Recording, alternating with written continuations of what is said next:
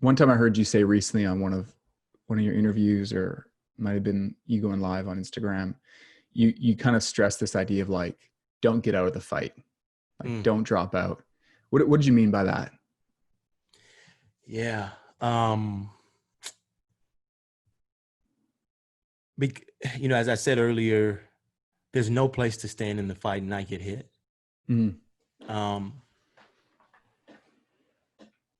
I think what started happening was, people started getting hit, and we aren't used to getting hit as leaders, especially in the church.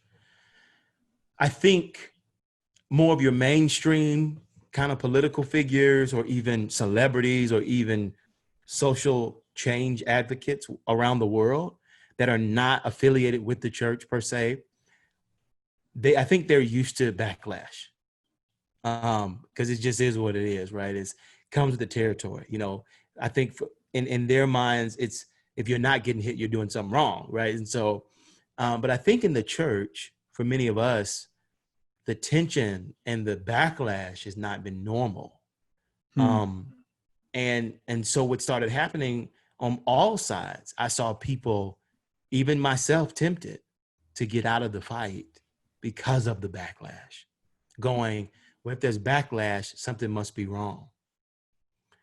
Not realizing in the moment that Jesus always got backlash. I mean, his entire life, when we look at the Pharisees and the teachers, like, he got killed fighting for what, I mean, his entire ministry, he was receiving backlash like every day. It was kind of crazy. But I think for us, even when we talk to the apostles and then like, many of them were martyred, and so I think for us today, though, the backlash, when we feel as if we're standing for something right, makes us feel like we're doing something wrong.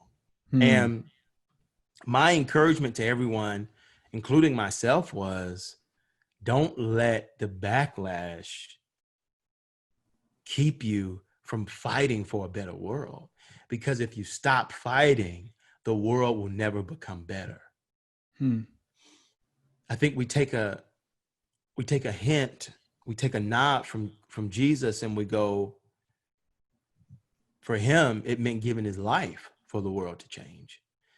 What will we have to give up for the world to look more like Christ, for the world to look more like heaven? What will we have? And it makes me think about our commitment. What is our true commitment to the gospel? Are we in it to just make friends, or are we in it to change the world?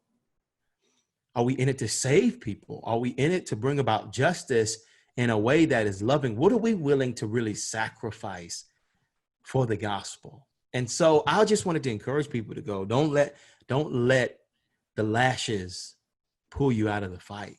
Don't let it pull you out of the game, especially for people of color. Speaking on behalf of them, like, we need you. If you're not a person of color, we need you in the fight more than ever. We need you. We don't give up now. You're not fighting for you. You're taking the lashes for us. You're taking the lashes for us. So that was my encouragement. That's kind of what I meant by it. It was an admonishment to all of us to stay in and to remember why we're doing what we're doing.